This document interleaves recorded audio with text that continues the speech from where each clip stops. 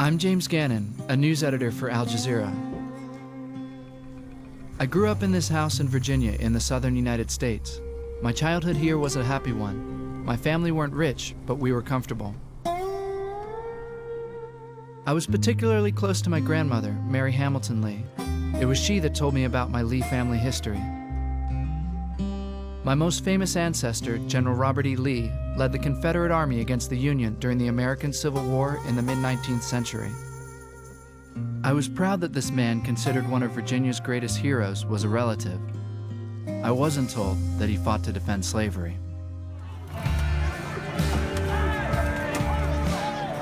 On the 12th of August, 2017, these pictures of racial hatred in Charlottesville in Virginia were particularly shocking. The cause that white supremacists were rallying around was the preservation of a statue of my ancestor, Robert E. Lee. I felt outraged that my family name was associated with the KKK and neo-Nazis. What happened in Charlottesville made me consider for the first time the true legacy of my slave-owning ancestors. I want to know why people in my home state of Virginia are so divided on the subject of Confederate monuments and what they represent. And I want to find out how much the oppression of enslaved people by my ancestors has had an impact on Black lives in America today. What I'm told will at times make me deeply uncomfortable. But these conversations for me are long overdue. Black power, bro. Black power, brother. I'm ready.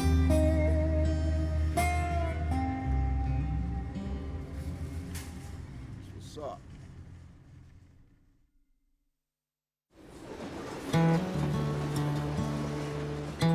Richmond, Virginia is the former capital of the Confederacy, the 11 southern states that fought the Union in the American Civil War.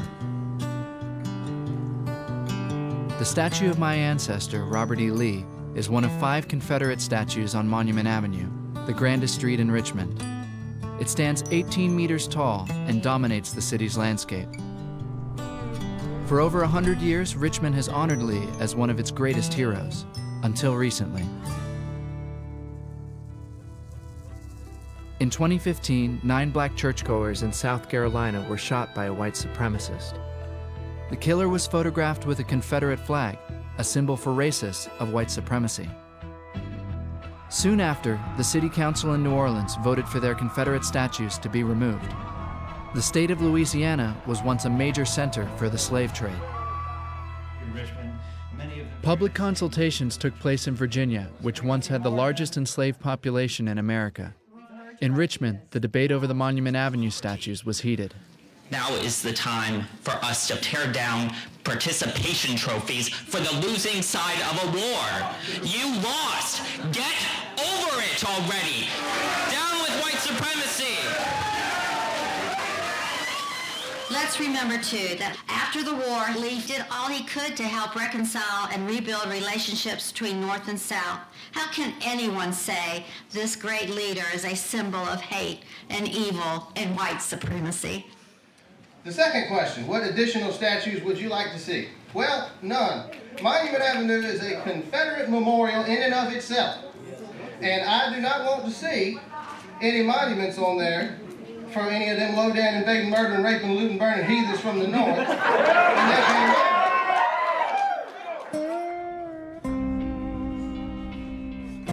I want to know why opinions in Richmond are so deeply divided. Martha? Hey, how are you? Glad to see you. You too. Martha Rollins is also a cousin of Robert E. Lee. You know that you look like a Lee. Do I? Yeah. And then we're going to put him on a horse, and then we'll really know. On a pedestal. Right on a pedestal. Martha helps run the Richmond chapter of an organization named Coming to the Table. It was set up to help realize one of the dreams of Dr. Martin Luther King Jr., that the children of former slaves and slave owners would one day sit down together at the same table. Just the action of bringing two people together that don't go to the same church, that don't shop in the same place, and don't live in the same neighborhood, and don't look alike. I say that when we even go out in public, we are the marching pair here. We've been on every civil rights and women's march there is. Even just seeing us together models what is possible. That in itself, I know some people say that's really small, but I think it's huge. It is. Coming to the table, which is to heal the wounds of the legacy of enslavement, really is our ultimate vision and goal and purpose. First leg is uncovering and teaching truth in history. Yeah. Anyway, I'm gonna give you a lot of homework. Yes. This is Monument Avenue. And Martha wastes no time in starting her first lesson on the true history of the American Civil War. the next one we're coming to is Jefferson Davis. So Jefferson Davis was the president of the Confederacy. Well, you need to read what's written on his monument. It's appalling. The words on this statue, paid for by the Daughters of the Confederacy, gives a now discredited view of history. That the Civil War was not fought to defend slavery, but a heroic struggle to preserve the Southern way of life from Northern interference. Yeah. What does that one say? You're taller, read that. So it says, not to injure any section of the country, not even for our own pecuniary benefit, but the high and solemn motive of defending and protecting the rights we inherited, which it is our duty to transmit unshorn to our children. You know what the rights we inherited were, the right to own slavery. And I was taught in school that we were not defending slavery, we were just defending ourselves from a Northern aggression. Well, that's a lie. Next, we visit the statue of our common ancestor. It's really painful to remember the legacy of enslavement. My great-grandmother was second cousin of Robert E. Lee, so it's painful. Yeah. It's painful to know that your family's not perfect. Right. If I were queen, I would take them down. The defense of slavery was not something to be honored. Gary Flowers is a local radio host and custodian of Black history in Richmond. He wants to show me a statue that he fought to get erected in 2017. So this is Mrs. Maggie Lena Walker. Wow. Born to an enslaved mother, Maggie Walker was the first Black woman to charter a bank in the United States, the St. Luke Penny Savings Bank. Statues say to the community and say to the world, this is someone who's vaulted and put on a literal pedestal. That is a woman to be honored, and that is a woman to be memorialized. So that's what is so disheartening and despicable about the Confederate statues, because they fought for slavery, sedition, secession, and racial segregation. And so those are not honorable virtues for which to fight, nor are they American. There's no other country on the planet that honors in statuary the losers of a civil war. And so for my ancestors who were burned, beaten, brutalized, raped by Confederates and Confederate thinkers, that is a constant symbol to me, the Confederate statue, that we are now honoring a dishonorable man and a dishonorable cause and a dishonorable Confederacy. So statues mean something. There are others in Richmond who are adamant the statue should remain. The organization Sons of Confederate Veterans has spent tens of thousands of dollars in legal fees to prevent the removal of statues in Charlottesville and elsewhere. Oh, Mr. Morehead. Mr. Gannon, Andrew Morehead. Hey, Pleasure good to meet you. Yes, sir. Welcome to Richmond and Hollywood Cemetery. I might have told you I'm a relative of Robert E. Lee. Absolutely, and you, with the beard, with the reddish beard, you look more like Jeb Stuart, but that's excellent. Let's take a look at a few things. Okay, great. These are the dead from Gettysburg. We visit the Confederate section of the cemetery with the graves of around 2,000 soldiers who died in Gettysburg, a battle lost by Robert E. Lee in 1863. It was arguably the turning point in the war. Heavy casualties. Around 50,000 soldiers from both sides died in that battle.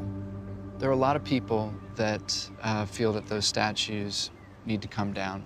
When you look at these monuments just on a pure abstract view, they're beautiful works of art. Beautiful works of art. And then you've got the military brilliance of Robert E. Lee, which is still studied by military theorists today. The passion for this issue, we as descendants of Confederate ancestors, they're our family. We revere the fact that we feel, in our opinion, they fought for a noble cause to overthrow an overbearing federal government. Would you want anybody to talk badly about your family? Just the notion of family, you know, brings up a lot of emotions in me. But at the same time, if there's a member of one's family that is doing something that you don't agree with, you have a responsibility for them. Sure, and we're responsible for the legacy of our ancestors as far as telling the truth as we see it. Robert E. Lee didn't say, I'm going to fight for slavery. No, what he said is, I cannot turn my sword against Virginia. So that tells you that the war was not about slavery.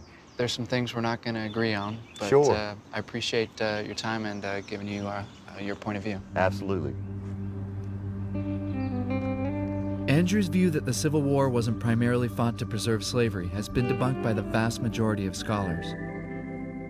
I'm curious to find out why so many millions of Virginians still believe it. Hello, Mr. Gannon. It's a pleasure to meet you.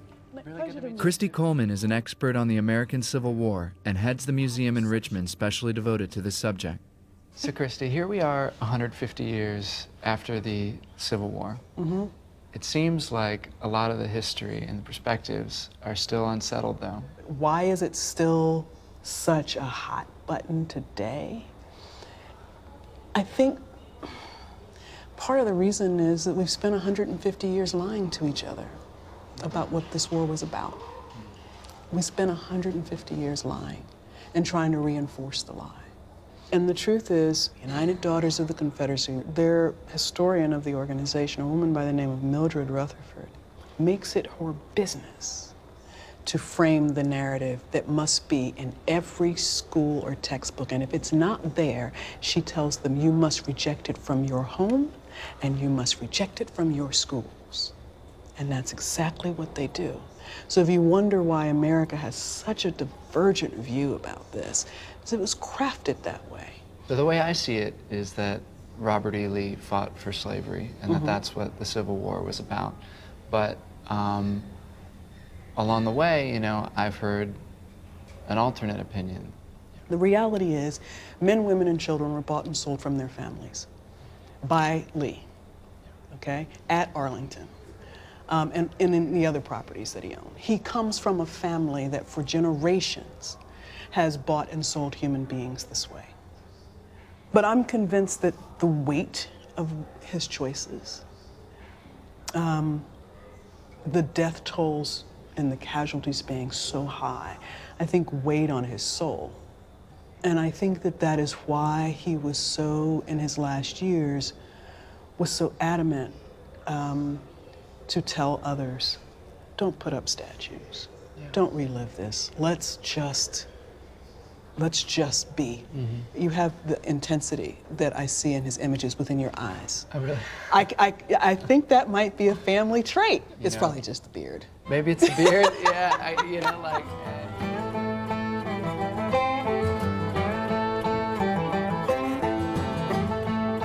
I can see why people think I look like these guys.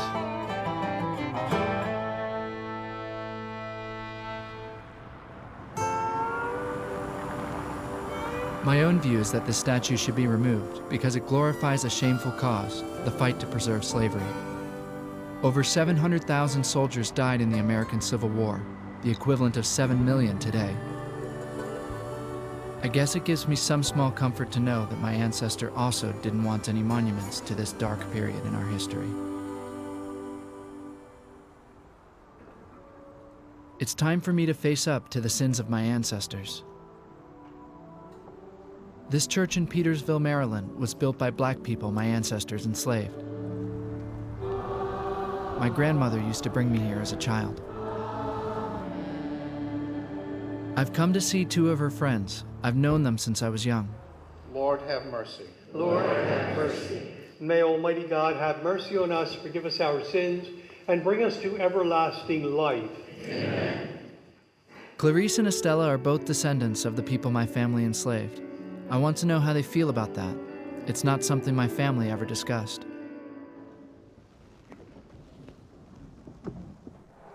Oh, you all right? I feel uncomfortable about bringing up the subject of enslavement. I don't want to upset them. Fine. Clarice, I'm wondering if you could tell me about the picture on this book here. This is my mom, Madeline Henderson. And I'm Clarice Henderson. And she was a nurse of this little girl. And Mom's mother used to work for the Lees. So your mom's mother was born enslaved by the Lee family? Yes, right. Oh, tell her how. See, he was a slave, my great-grandfather, of the Lee property. I feel kind of strange about that. So I'm wondering how you feel about that. I just live in the present time, and I know that I can go anywhere I want to go and do anything I want to do, and I don't have to bow down to nobody. See, that's me in this present time, and that's where I am. What I wanted to do was go on, a journey that where I figure out what I can do to make sure that, we don't start slipping backwards. You should just try to make sure that you treat people right. Don't harbor thinking about what your great-great-grandfather did. I don't have no hard feelings with you, but I'm proud that you want to do something, but make sure you do something. Yeah. I don't know what you're going to do. If you win the lottery, you can give me a couple dollars. Okay, I could do that. But other than that, just I hope we've done something That's been to really good. to help you in your endeavors. Thank you. You really have. I hope I have, because I think you've got a wonderful family.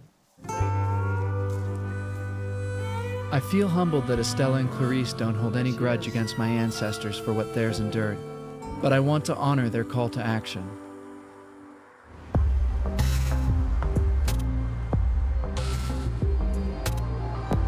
I need to know how much closer we are to racial equality than in my great-grandfather's day.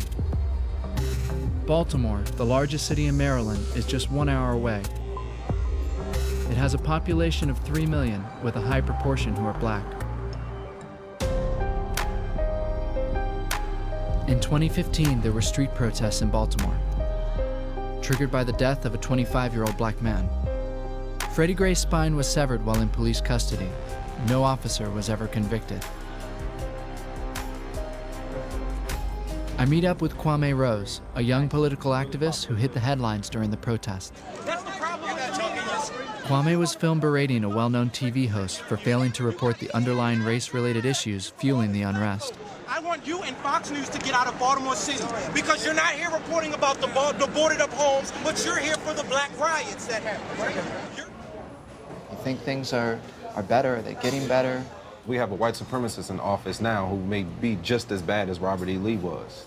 And Donald Trump promotes and preys on the racist ideologies that exist inside of American society. You know, we black people built this country from on our hands, our blood, sweat, tears, and we haven't got 1 ounce of compensation, reparation, or even acknowledgement of the contribution we did. What is it that I should know about Baltimore? What people should know about Baltimore is that we are a majority black population, 63% black. Most of our elected officials are black. But yet the disparity between income between white families and black families is still one of the highest in America. This is Fells Point. It's a very white neighborhood. Kwame wants to show me that even after racial segregation officially ended, Baltimore is still divided into rich white and poor black areas. I eat here, I, drink here. Actually, that restaurant right there, during opening day of the baseball season, I was actually called a nigger there. I come here knowing that me being here is kind of a disruption to like the everyday whiteness. I love doing that. I love making people uncomfortable with my presence. You see the way the police patrol certain blocks of this neighborhood as a way to protect. And you go up a couple of blocks up the street, the police are there to enforce. Yeah. How can you tell the difference? You can tell the difference because the police here, this is a space where drunken white people are allowed to have a good time, be drunk, and it's written off. Up the street, standing on the corner, the police are there. They'll come out and disperse a crowd. It's calm, right? And there's nothing wrong with that. The fact that this city is 63% black and the amount of people represented in certain communities like this aren't here. I'll take you to a part of Baltimore. Freddie Gray grew up. I mean, once we cross this light, essentially, you'll be able to tell the difference from where we just came from. You notice all the vacant businesses, vacant homes. There are over 30,000 vacant homes in Baltimore, the majority concentrated in black neighborhoods. The inequality in wealth here is stark. 3 times more black people than white live below the poverty line, and blacks are 4 times more likely to be unemployed. This is America. Richest nation in the world, right? Yeah, this is Gilmore Homes. This is where Freddie Gray lived. So, yeah, this is a neighborhood flooded with poverty, inadequate public housing, lack of opportunity and jobs. Yeah. For pretty much, if you're born in this community, you're stuck here. Most kids that grow up in poverty in Baltimore City don't have the chance to leave within 5 blocks of where they were born at. Really? 5 blocks? What's the situation with the police here? You can be someone like Philando Castile, who had a weapon that was legally purchased and still killed, even though he followed all the rules. You can be a Freddie Gray who ran away. There's so many examples of black people who did nothing wrong, but just were killed because, like Ice Cube said, their skin was their sin. In the United States, black people are 3 times more likely than whites to be killed by the police. How do we make sure these people in Gilmore Homes have the same access to quality of life that the people in Fells Point have? Well, it seems to me like before we can fix anything, we have to acknowledge the truth of the situation. More than acknowledgement, there has to be some type of compensation. Because if we're truly the greatest nation on earth, then the people who made the greatest contribution should have access to the quality of life for those who oppressed and enslaved us. That's where Freddie Gray was originally. I've never really taken the idea of reparations seriously before, but meeting with KWAME has made me reconsider. I need to learn more about the inequalities that black people continue to experience. I'm ready to face more uncomfortable truths.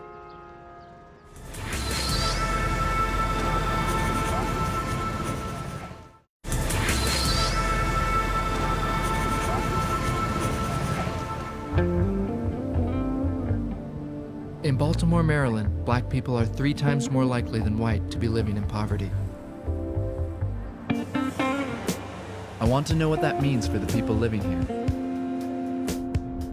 Rick Fontaine works for the city. He grew up in a public housing project and has been helping disadvantaged youths in Baltimore for over 10 years. This is my hood, man. O'Donnell Heights. The housing projects is primarily black. Okay. Out of, thousands of people, it may be like 10 white people that live in the projects. There's no resources. You haven't saw a store yet. Whoa. Someone you know? Yeah, they calling me now, Hey, support my hustle. This is James. Hey, Mr. James. What's hungry up? now. One of Mr. Rick's toughest soldiers. No, you're not. Some of the kids are squeegee, and they earn money that way, but a lot of kids, they sell bottled waters and bottled drinks for $1. Let me get one more bottle. That's cool. Thank you. Thank you.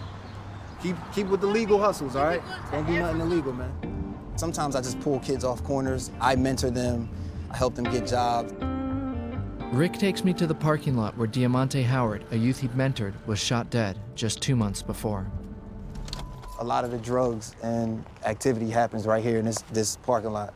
And this is where, unfortunately, a lot of the homicides and robberies take place. You see R.I.P. Diesel Baby, that was Diamonte's nickname. His mother was struggling, single mom, 3 children by herself. And he did the fastest thing to help her, and that was get involved with the drug trade here. He was just getting enough to help his mom. And some guys from another neighborhood came here to rob them and ended up killing him. Really good kid though, man. He always was trying to do better. We got him in Wilberforce College, and the day we were supposed to present him with his certificate to go to college, he was murdered right here. Really sorry to hear that. Yeah, it's depressing. What's up, boss? Where you been at? Man, I miss my homeboy, man. Yeah. He was a good dude. We just try to survive out here. What would you like for this community? All these kids take them out to trips, experience more stuff. That's all they know right here. So they're gonna become a product of the environment. I mean, like I did. Because they the future. You feel me? It ain't about us no more. Stay out of trouble, boy. All right, man. All right. You got locked up for robbing somebody. These kids feel like they're forced to do that to survive. They're not doing it to be driving Mercedes and Bentleys and things like that. They're doing it because if I don't do this, I won't eat tonight. People in these neighborhoods are not asking for anything but opportunity. The same equal playing field that the rest of America gets. How you doing? This is mom. What's up, babe? What you need? Hello, man. So how you doing? So this is James. To lose a child, it hurts. You know, I always see how, you know, I read, you know, the news and everything and how, you know, everybody feels so sad for parents who lose their babies, especially to the streets. And then now here I am. I'm one of them parents. I'm so sorry for your loss. Thank you so much. Thank you. Thank you. I appreciate it. There were 343 homicides in Baltimore in 2017. More than 90% of these people were black. Shan Wallace is a Baltimore photographer who uses her craft to combat racial stereotyping. So I use photography as a form of activism, like Black Lives Matter, and this is who we are, and this is who we are outside of the gaze of whiteness. This guy right here, I see black men taking care of their kids all the time, but I see how the world continues to perpetuate that these moments like this don't happen. Sometimes I photograph black men, and by the time I have the photograph printed and ready to give it to them, they're locked up. Yep, this him. I went back to go give him a copy. I think he's doing some time. Yeah.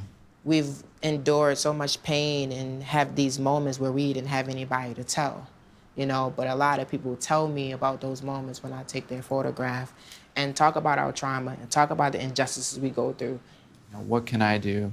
What can white people do to kind of shift the way that they think? So I think that for white people, it starts with just simply caring about black people and envisioning a more equal society. Allies, I don't think that an ally job is to go in and dictate and tell people what to do and give directions. Right. It's listen and take notes. Shan has arranged a photo shoot in the area of Baltimore where she grew up. She photographs her brother Desmond and cousin Kwade in front of some vacant homes. 2 generations of Kwade's family still live on the street. Desmond and Kwade have served time in prison. 1 in 3 black men in the U.S. has a felony conviction. I just came home from serving a 6-year prison bit.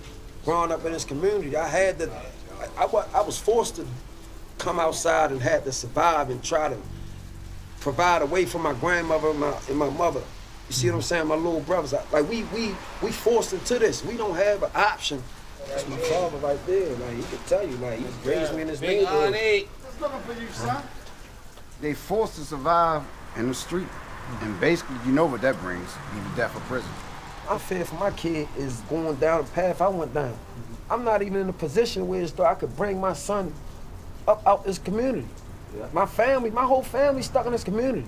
When you look back across the generations, the advantages that white people have put in position for themselves and over black people? Yeah, and the disadvantages. I might be even smarter than you. Just because you're white, you shouldn't have a better opportunity than me. I don't think so, but That's how it is. And it's like him, and then think about his father. And then his father, it always was a disadvantage. Right. So for a black person to be successful is rare. I'm telling you the truth. I get mad sometimes, think about it, but I try not to think about it. We just want a voice. We want somebody to put the spotlight on us and give us a little bit of help. And then let us determine what we gonna do with the help. But we don't have the opportunity. Some of us so scarred, we even scared to speak out, because it's a pride thing. We portray the image as if we cool with it, but we not. We so scarred that we don't even want to speak out because we're afraid of how the next person gonna look at us. That's right. Well, guys, I'm gonna take this with me and try and spread that message. I mean, I came here to listen and to learn, and it seems like such a small thing just to hear these stories. It's not small, because Quaddy, he got emotional, and even my brother got emotional because they don't have people listening to them. Like, people really feel like that they don't matter. We don't really talk about it because it happens so much. It's not news, it's not new. Quaddy, I know he been wanting to say that stuff for a real long time. He got kids, he got a family, and they all live in poverty. His dad's still living in poverty. This is not the dream for us. I later discovered that the continuing existence of rich white neighborhoods and poor black neighborhoods in Baltimore is not accidental, but a legacy of decades of deliberate racial discrimination. In the mid-1930s, the U.S. government was encouraging people to buy their own homes by offering federal loans. However, most black people were systematically refused mortgages. In addition, government and financial institutions drew up maps disqualifying some areas for subsidies. Red line zones, usually defined as neighborhoods where black people lived. This deliberate denial of equal opportunities for black people to buy real estate is a major reason for the wealth gap between blacks and whites that exists today. My efforts to educate myself in America's hidden history lead me to two academics who have spent years researching the racial wealth gap in America and the reasons for it. Hello. Hi. Hey, I'm James. Hi, James. I'm Sandy. Good to meet you. Kirsten. What does that inequality look like? In the aftermath of the Civil War, blacks may have owned less than 1% of the American wealth. What's particularly striking and disturbing about that figure is that if we look at the comparable measure today, it's about 2%. So we have a wealth position for black Americans today that in a relative sense is not very different from what it was at the end of slavery. Is there an unpaid debt that is still owed to black people in America? Yes, the estimates can run as high as $17 trillion.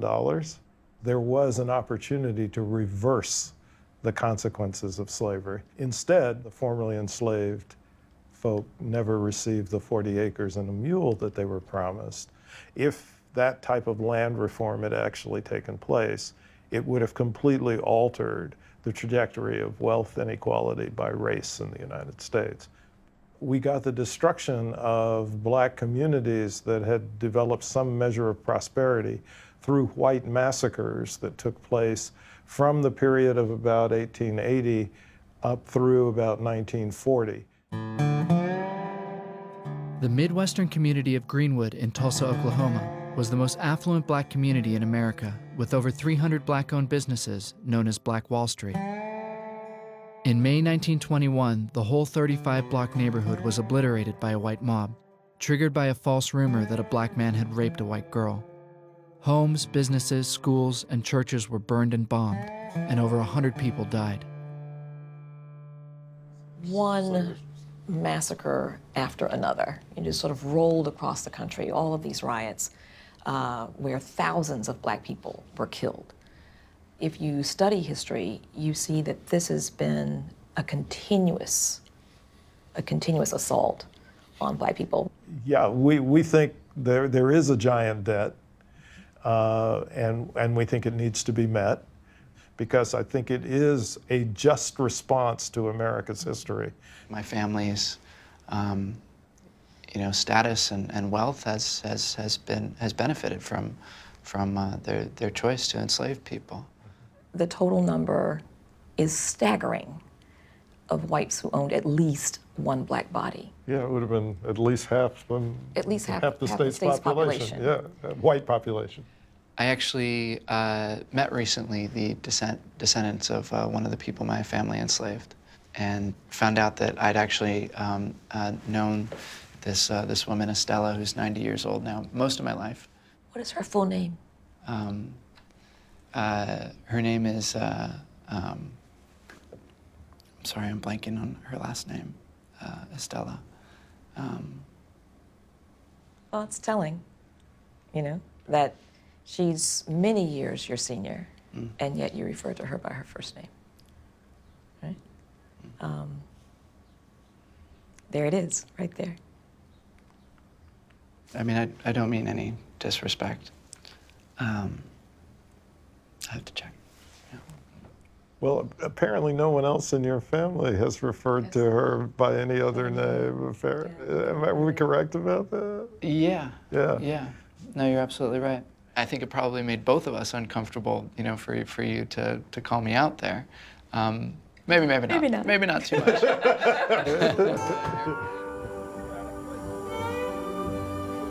I had no idea that the wealth gap between whites and blacks is still so huge today. Sandy and Kirsten have convinced me that the case for reparations is overwhelming. I wonder if more white Americans would agree with me if they knew how much of their wealth advantage is stolen and unearned. I'm in Houston, Texas to meet a group of people whose views I'd like to understand. Black separatists. Revolution has come. Time to pick up the gun. The new Black Panther Party has been described as a virulently racist organization whose leaders have encouraged violence against whites and police. YAHCANON Benya, one of its former leaders, is now chairman of a new organization, the People's New Black Panther Party, that claims to disavow hatred. This is it right here. You shoot guns? You know anything about guns? I grew up in Virginia, so yeah, I've shot guns before. Is that right? Yeah. Oh, okay. I don't own any myself. Right. Really? Yeah. You don't own any guns? Yeah. Well, I don't live in Virginia anymore. So, maybe that's so where you live there? The Panthers are planning a patrol in the southwest of the city, where there have been some recent shootings. Yeah, we get ready to roll, man. All right. We don't like the police coming into our neighborhoods, patrolling our neighborhoods, and so we should give an example of how we can be self-determining. The police out here killing our, people unarmed, and if we were patrolling our own neighborhoods, we wouldn't have these situations occur. So, yeah. We have a message of separation. We don't want to continue to live with white America anymore. It hasn't worked out. We've tried everything, we've worked, we've served, we've begged, for equal rights, and we continue to be in the same situations. All right, so this is the group for tonight. Yeah. How you doing, sister? I'm fine, yourself? There's anything that's going on with our people, and we don't want to call the police on one another and stuff like that. When we're dealing with young boys these days in the households with single mothers and things like that. You have a number? Yeah. Write my number down, sister. That's what we do. Because I have a couple hard heads. No, good to meet y'all. I didn't think this shit was happening no more. But it seems like when you come out here, people are pretty interested in what you're doing. Yeah. We come out in the community and people see us, it excites them. And of course, he'll go to police now. Yeah, we got a call on here. Yes, sir. We understand we'd always have, brother. Ain't nothing going on. We told within our legal rights. We're not doing nothing wrong. We at peace. And, all right, you have a good day, all right? All right. We're going to do a quick safety check. Texas is an open carry state. As long as you don't have any felonies on your record or anything like that, it's okay for you to open carry. It's legal. The Huey P. Newton Gun Club is the defense arm of the party. There's a lot of different ways to fight racial injustice. Right. Why do you think, armed patrols is the way to go? We had bustling black towns, and we were very strong economically. But what happened was we lacked the weaponry, and we're going to have to defend ourselves. And that's the bottom line. Yeah. Self-defense. What role do you think white people have in working towards more equality?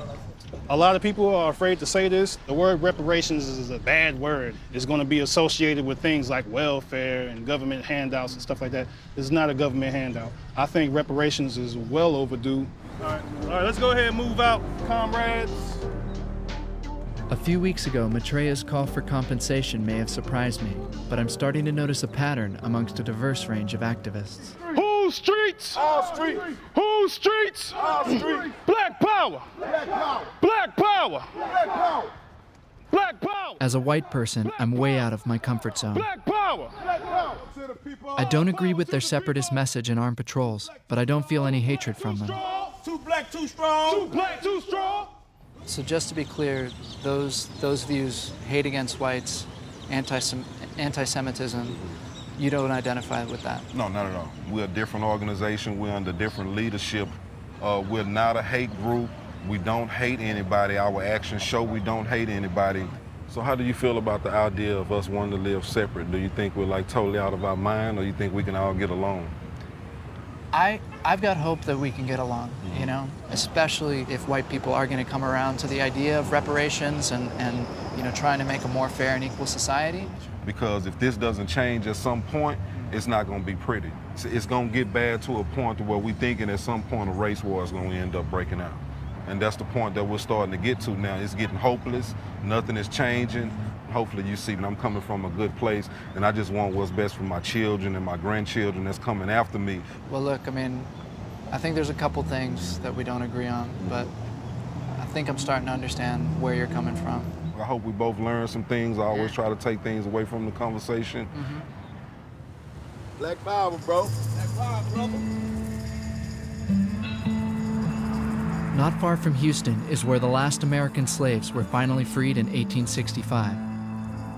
It's depressing to realize that after 150 years, some black people feel so let down that they think separation is their only option. Making a difference seems almost impossible, but I'm determined to do something. Hey, DANITA. Hey. Good morning. Yes, Good to see you. Good morning. It's a pleasure to see you. Thank you for coming. DANITA invites me to the national gathering of Coming to the Table, where this year's theme is reparations.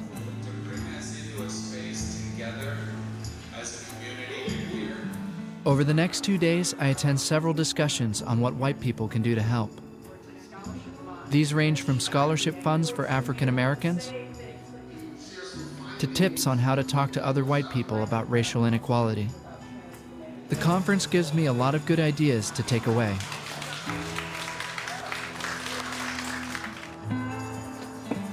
There's someone from the Coming to the Table gathering that I want to meet again. Hey, James. Steven. I need to apologize for something thoughtless I said earlier. I meet up with Stephen at a historic house in Harrisonburg, Virginia. Stephen's trying to raise the funds to save it. The hands that constructed this home were hands that were formerly held in bondage. We were talking and you said, you know, that's what it's like being a black man in Virginia. And I said, I could imagine. I immediately felt pretty foolish for saying that. No, I don't think you could even imagine what it's like to be a black man in the state of Virginia. I have to be mindful of every single thing that I say, every single place that I go, every single thing that I do, my body language, my mannerisms, my tone. I mean, you know, it's not lost upon me that I have never experienced what it truly means to be free. Black people in the United States of America aren't anywhere near free when you consider that with one false move, that with one violation of the fragility of the feelings of white people, our very lives can be taken away from us and ended in an instant. What else can, you know, a white person like me do? I want you to see that despite the best efforts of your ancestors, despite the most cunning and conniving and destructive of plots and plans that were devised by your ancestors, my ancestors overcame.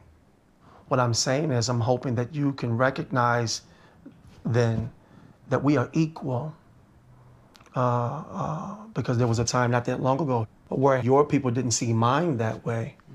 I think it's up to people such as yourself and myself, us together, to try to do whatever is necessary to make sure we don't perpetuate these lies. Would you agree? Absolutely. My man. Could not agree more. My man. Thank you.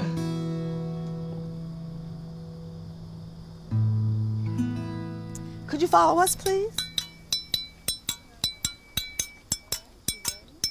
On the last night of the national gathering, DANITA asked me to join her at the James River in Richmond to walk the same trail as her enslaved ancestors. We thank those who lived in the shackles of bondage and its legacies. Ashe. Ashe. The Elegba Folklore Society are staging a reenactment specially for coming to the table delegates. Africans captured, traded, dragged from their motherland. And the odor after 9, 10 weeks at sea, so offensive. This concealed cargo disembarked only at night to the crack of the whip, in the shadows and shame. Somebody's called my name. Hush, hush.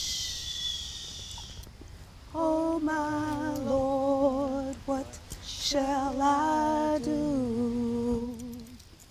Keep your mouth shut, your head down. Let's go. Whoa. Come on. Move. For over an hour, I walked the same dirt path that hundreds of thousands of enslaved Africans were forced to follow. Let's go.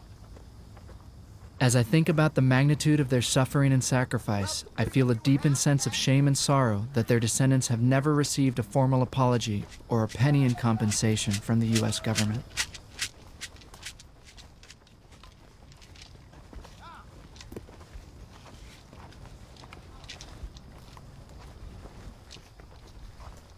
So that was really intense. It was absolutely humbling. And I just kept thinking about everything that had been taken away from the people that arrived on those shores and how there's no way that that could ever be given back to them. I decided to join the fight for reparations, not just because of my ancestors, but because morally it's the right thing to do. All of us must take responsibility for repaying the vast debt owed to Black people so that future generations can finally have an equal share of the opportunities and wealth of this nation. It works.